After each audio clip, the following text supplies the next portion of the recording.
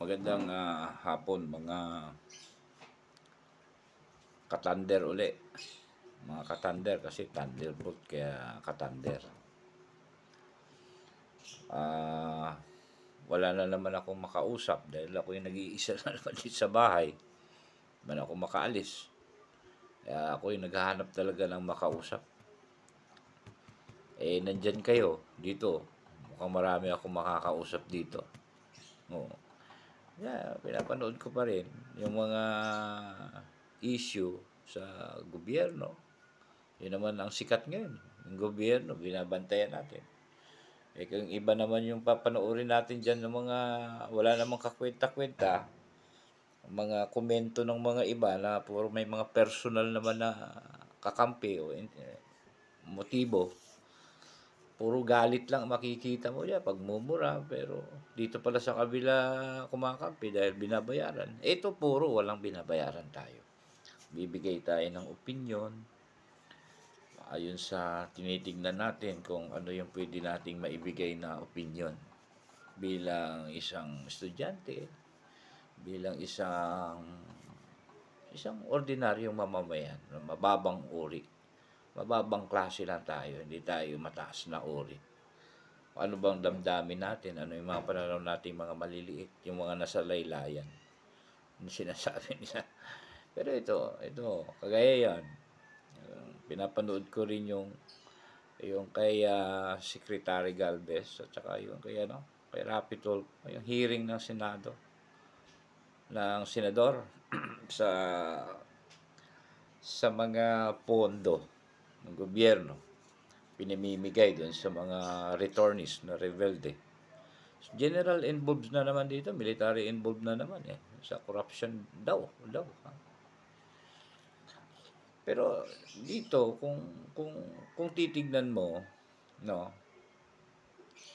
wala ka namang pinapanigan kung ah, itikita o kaya ay ugali, asal ang titignan mo. Meron ka mapupuna rito sa parte ng senador kay Rapi Tulfo. Pero ganyan talaga ugali ni Rapi Tulfo. Parang grandstanding lagi yan dahil sa init ng pananalita niya. At saka talagang pupunahin ka dyan. Pero baka mamaya ay dapat dahan-dahan lang din dahil unang-una, sekretaryo yung kaharap mo. Although kay Duterte appointment yan Pero kung background ni Secretary Galvez bago naging general, ang dami ng pinagdaanan na giyera din yan. Nagbuwis din ng buhay yan para sa bayan. Tapos sa ganyan-ganyan ninulang bilang respeto. Sinasabi nga nila na common sense naman. May ibig ba sabihin general walang common sense? Hindi ako sang-ayon doon kay Senador Lapi. May mga trabaho si Senador Lapi na kailangan siya. May mga sitwasyon na kailangan siya. Pero sa parte na yun, medyo sablay siya ron. Unang-una, general yung kausap mo. And then, ang general naman or secretary, hindi yan bumababa ron para siya yung magmigay ng mga pondo doon. So, kundi report lang ang binibigay din halos sa kanya. And then, siguro nagche-check, nagmo-monitor para pahiyain. Kung napahiya, nagalit na doon, napahiya. Alam niyo, nung napapansin ko ngayon, puro general itong mga involved. Baka may magalit yung convention or kapulungan ng mga general na ito. Dahil ang mga pinaglalagay ng yung presidente, si Duterte, pinaglalagay dyan, puro general ang mga nasa likod yan Kasi alam niya, may mga eksperyensya na hindi basta-basta yung mga yan. Ngayon, puro sila ngayon ang binibira dahil ang mga congressman or ang legislative, yung legislative bodies lang ang pwede mag-imbestiga sa kanila.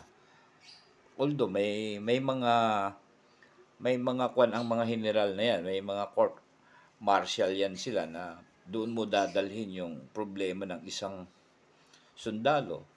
Pero mas ang pinakamataas lang kasi sa kanila yung mga senador, mga congressman. Kaya sila ang mag-iimbestiga. Ang mga kasangkutan ng mga general na ito ay magdudulot ng hindi magandang impact yan eh. Totoo lang. Sa pakiramdam namin, mga maliliit, mga ano. Eh kung mag, mag-aklasan yung mga yan, dahil hindi na tayo nire-respeto ng ating mga ano eh, ng ating mga nasa gobyerno, nasa namumuno. Alam nyo, nasa namumuno ito eh. Ang isang bahay, kapag hindi yan pinapamunuan ng isang magulang na iginagalang o nire-respeto, magulo. Magulo ang bahay. Parang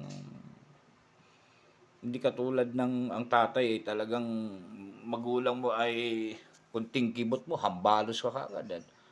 Talagang lahat kayo disiplinado eh. Takot kayong magkamali lahat eh. Ganon din yung bansa kapag magulo. Ibig sabihin lang, walang takot yung mga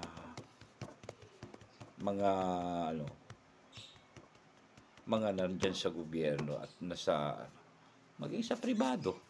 Ganon. Yan yung punto natin dyan na masyado na yatang naaabuso yung ating mga general dyan sa mga investigasyon na nangyayari. Maging yung mga men in uniform, bilang respeto na lang sa kanilang hindi naman, alam mo, ang kademonyohan dito, yung kasakiman, nandyan na yan eh.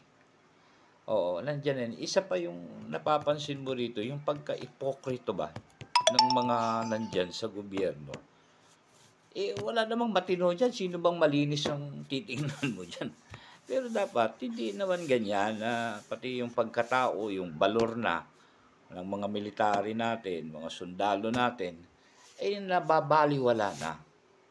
At totoo, sa ibang bansa, yung bahay ng sundalo, nilalagyan ng bandila para ipakita na sila ay talagang yung heroism nila o kaya yung kanilang patriotismo is nandyan. Pero dito sa atin, dadalhin sa korte, imimidya, iniimbestigahan pa lang, parang ano na eh, parang positive na eh. Eh, wala pang sa batas naman natin eh, di ba, yung hindi ka naman masasabing guilty ka agad kapag hindi ka pa na-proven na guilty. Still innocent pala, or you're still innocent unless you are not proven guilty, di ba? Sinasabi naman sa batas na gano'n. Alam naman natin mga maliliit na tao yan. Ay, yun lang, yung baka mamaya magalit itong mga sundalo na ito. Diniklara nila na martial law na lang or revolutionary government na lang dahil wala, hindi na tayo nire-respeto. Gusto nila, sila lang ang kikita sa taas. Sila lang ang magkapera, sila lang ang yayaman. Tayo, na humaharap sa giyera at nagpapakahirap, tayo itong agrabyado. Mabigat yun. Mabigat yun. Kaya kunting kibot lang dito, baka sakali magkagulo yan. Sigurado yan.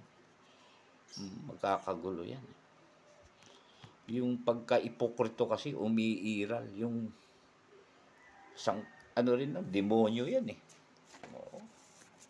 Kaya subaybayan pa natin yung mga nangyayari ngayon sa atin dito sa Pilipinas. Napakagulo. Isa lang ang ibig sabihin yan.